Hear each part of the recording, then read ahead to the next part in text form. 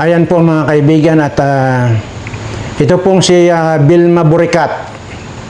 Ito po yung nagsabi na kaya raw sila tinitira dahil sa taas sila at kaya daw may tumitira yung mga mabababang tao ang tumitira sa kanila. Ay kasalukuyan pong nakikipaglaban kay kamatayan. Talagang talagang ito, mga ito. Mamamatay lahat itong mga demonyo rito sa Pilipinas. Mga politikong mga demonyo. Wala na akong karespeto rito kay Buricat na ito. Lalo rito sa asawa niyang ito, Kawatan. 2.7 billion po ang kinawat din po niyang hayop na yan sa flood control ng animal na yan. At maliban dyan sa pag-transfer niya ng pira ng PhilHealth para waldasin lang nila. At maging yung 125,000 tons. 125,000 ba? 100. Oo yata. Oo, 125 tons na ginto. Diba? Yan po ang nagbinta. Kaya mamamatay po talaga itong mga hayop ito. At ngayon, kasalukuyang lumalaban kay kamatayan tong animal na ito. Nasa hospital. At ewan ko lang kung aabot pa kinabukasan yan. Anyway, mapunta po tayo dito sa kwan. Di ba gustong i-impeach si Bangag? Ay hindi nga pinayagan ng Kongreso. Ay hindi nagtagumpay yung naghain ng impeachment dito kay Bangag. Kaya nagparty-party na naman sila. Grabe. At ito, ang bumibida rito, itong Claire Castro. Ayun na.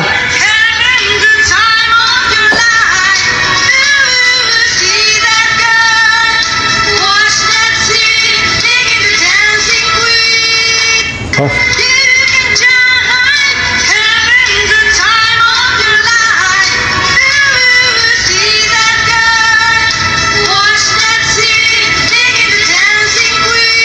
Ayan po yung pong kapula si Claire Castro po ito at yung nakablo.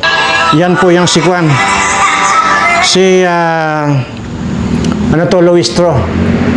Na yan po yung nag-preside doon sa mga impeachment na hinain laban kay BBM. At ngayon po yan, sa Malacanang nagparty-party po sila. Talagang nagagawa pa talaga nila magparty-party. Wala pong ginawa sila magparty-party. Diba, pinakita ko naman sa inyo yan.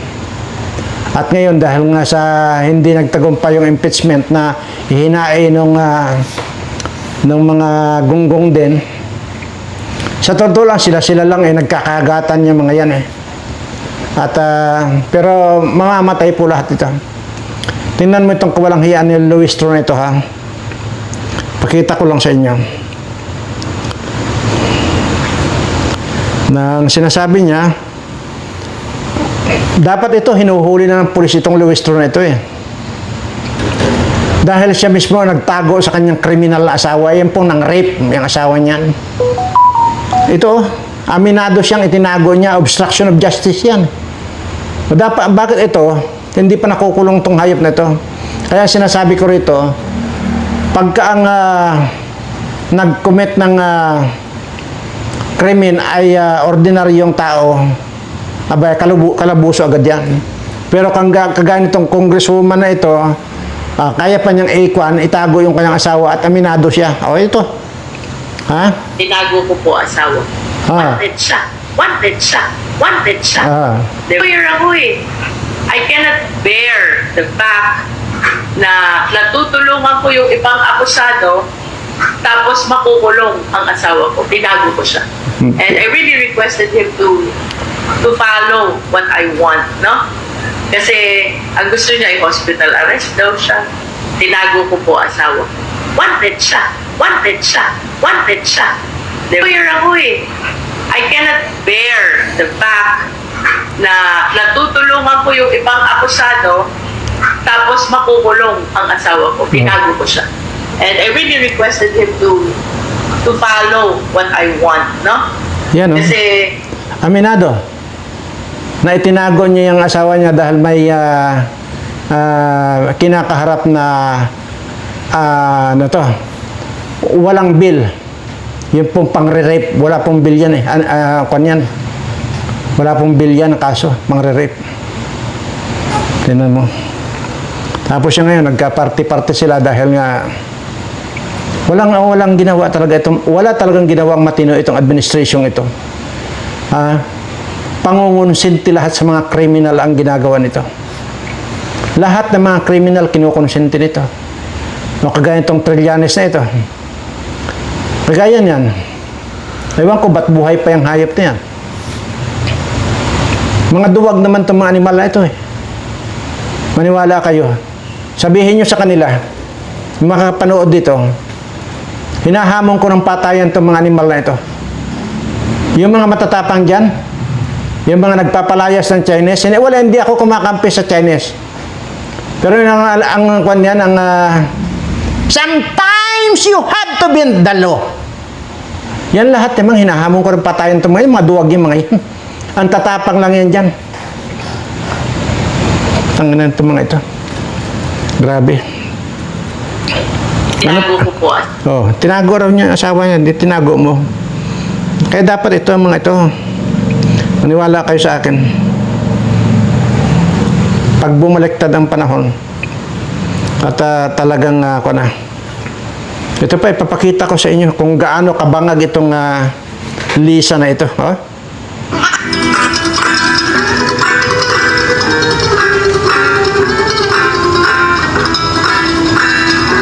Bangag na, oh.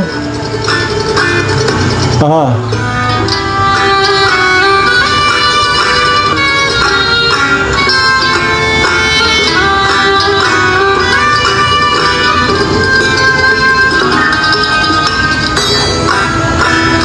Mga bangag na.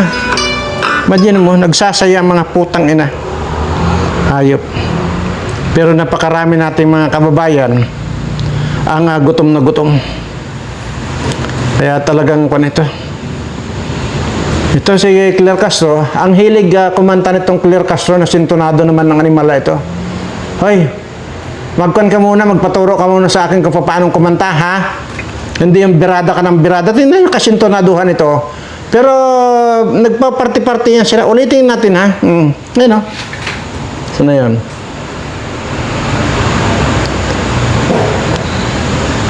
Bullshit ng mga ito.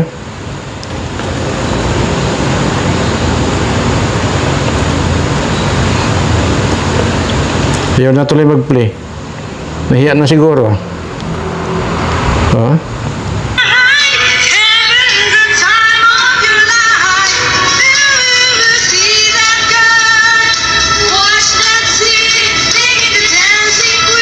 Oh. Sintonado ang putang ina.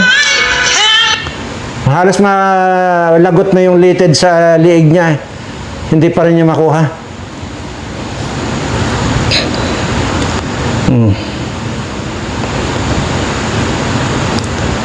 Tika, at sunod-sunod na natin ito. Lahat ipapakita ko na, no? Kasi tingnan niyo itong gusto kong balikan. Itong mga ganap dito kay Kiko Matching. Ito yun siya, oh. Sana all may bakuna.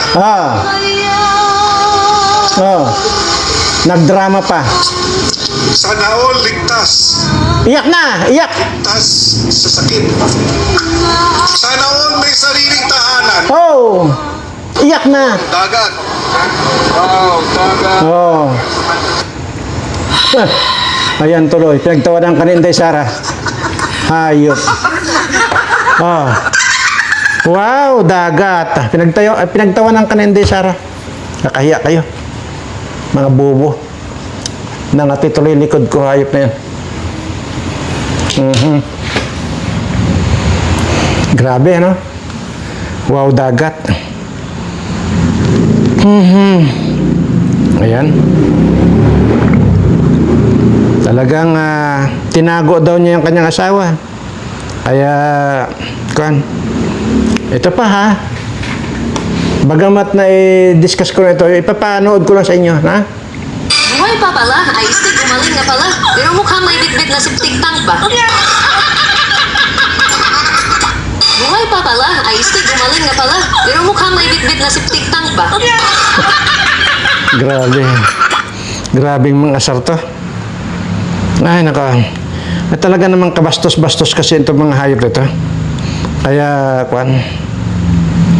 Grabe. Ano pa ba? Ano pa ba yung mga nandito? Tingnan mo itong kwan.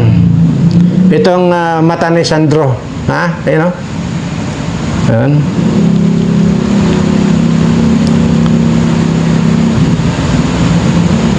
Anyway.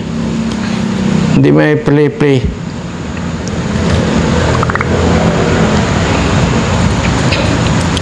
Ay siya nga po pala, yun pong na-announce natin dito na yung nanalo po ng 500 na load. Yun po siya si, ano to, Sulpicio ni Aliga. Sulpicio ni Aliga. Di ba sabi ko, i-comment mo dyan yung cellphone number mo na pwedeng padalhan ng GCash para ikaw na lang mag-load sa iyo at papadalan ka na lang ng sekretary ko. I-comment mo yung nakwan. Pero kung alam mo naman, ayaw mo namang ma-private, ayaw mo namang ma-public yung number mo, ay doon ka sa Tarik Hasan Mirza mag-send ng ng cellphone number mo or GCash number mo para may padala sa iyo yung sekretary ko. At yun naman po, katuwaan lang natin yun. At pwede rin na sabihin mo, halimbawa, kasi maliwanag naman yung sinabi ko, na send ka ng number para matawagan ka ng sekretary ko, di ba? So, hindi ka nagsisend ng number mo. So, kung ayaw mo rito sa public,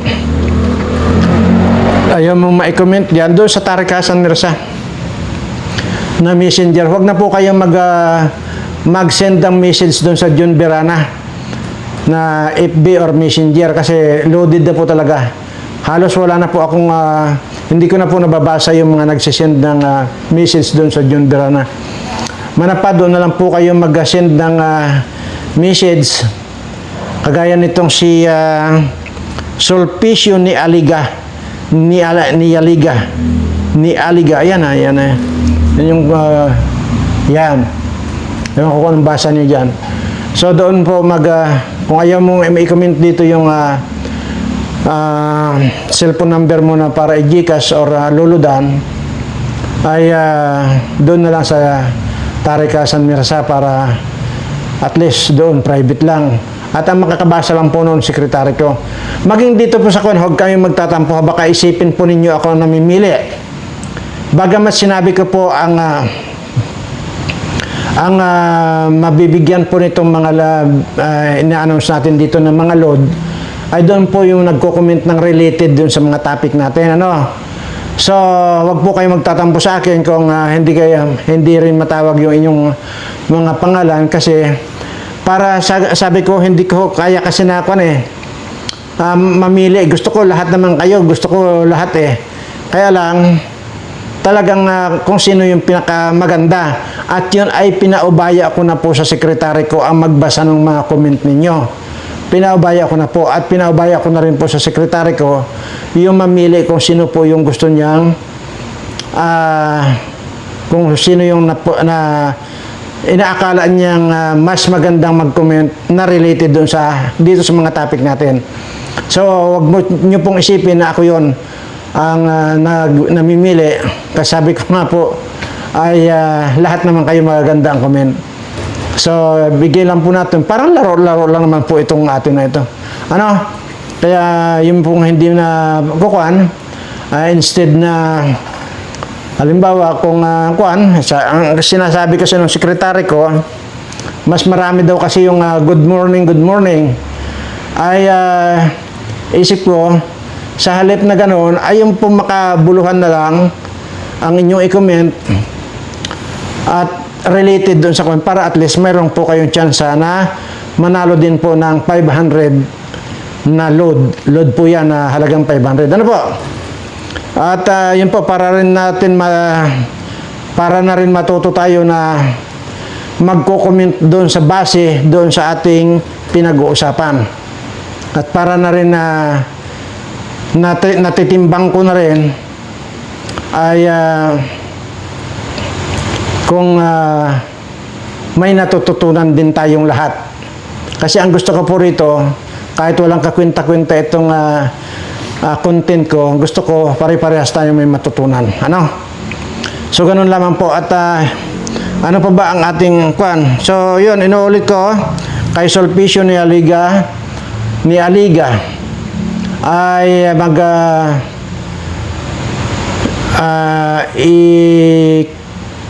i-messenger mo, i-chat mo yung Tariq Hassan Mirza.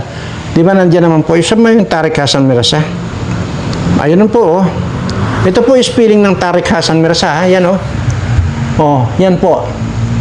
At ang profile picture po niyang kotse, yan oh.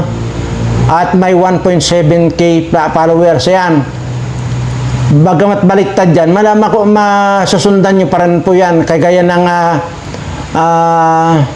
Tariq na yan, oh. T-A-R-I-Q, yan. Tapos Hassan Mirza, yan. Kung ano yan po.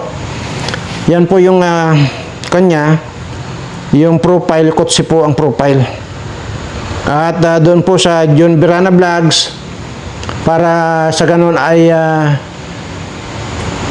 mas lalo ninyong maintindihan, panoorin niyo yung part 1, part 2, part 3 nito doon sa John Birana Vlogs. Ayan po yung John Birana Vlogs. Ayan.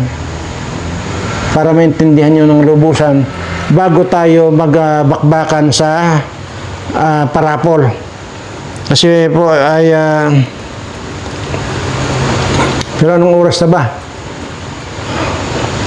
Magkuhan kaya tayo dito. Bawal po kasi ito dito sa ganito. Dapat yun na nakakategorize ito. Kaya hindi ko po ginagamit itong Birana Live Studio TV para magparapol. At anyway, huwag na lang. Basta doon tayo sa John Birana Vlogs. Ngayon, yun po, mag-subscribe kayo at i-send nyo rin po sa Tariq Hassan Mirza yung katibayan na kayo nakapag-subscribe. Ano? Para maisali po kayo doon sa pinakita ko kahapon na timba. At yun po ay doon natin bubunutin. So, ano pa ba ang siya nga po pala mukhang si President Duterte mukhang makakauwi na dahil parang napatunayan po at nabisto nadiskubre pala ng abogado ni President Duterte na yung abogado na ngayon si konti lang ang utak, siya pala ang nagdala ng pera sa ICC. At yan po ay na kita lang po natin, hindi ko lang po na screenshot, pero yun po na-discover po na gano'n ang nangyari. Talagang binayaran po pala talaga ang ICC. At yan na nga, si Conti ang utak ang nagdala ng limpak-limpak na pera para pambayad, para kahit walang ebidensyang na ipipresenta nila ay wala pa talagang ebidensya na ipipresenta. So talagang so baka malamang-lamang po ito talagang makakauwi na si President Duterte. At sana nga at para makapagpahinga na rin naman siya, dahil sinasabi ko nga po talagang hindi na po niya deserve ang nandoon at masyado na pong matanda siya. Bagay, kung tutuusin nga, mas matanda ako sa kanya at nasa 80 lang yata siya. Oh, ay alam nyo naman kung may ilang taon na ako. So, bagay talagang kwan lang yan. Kanya-kanyang tibay lang ika nga. So, yung 80 anyos, ganun na katanda. At ito namang 177 years old, ganito rin kabata, tingnan. Ay, di wow. Di ba? Okay, at so, ano pa ba? So, yun lang naman ang naibalita ko. Ayaw ko sanang mag-vlog ngayon. Pero ibinalita ko lang na yung si Vilma na Buricat ay kasalukuyang nakikipaglaban kay kamatayan. So, yan po.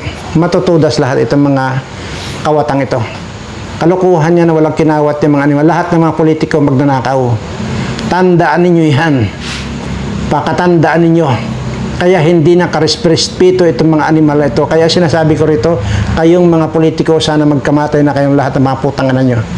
Sige na po, at mukhang pupunta na naman tayo doon sa pag-init ng ulo ko. Maraming salamat po, at sa lahat po ng aking mga subscriber, mahal na mahal ko po kayong lahat.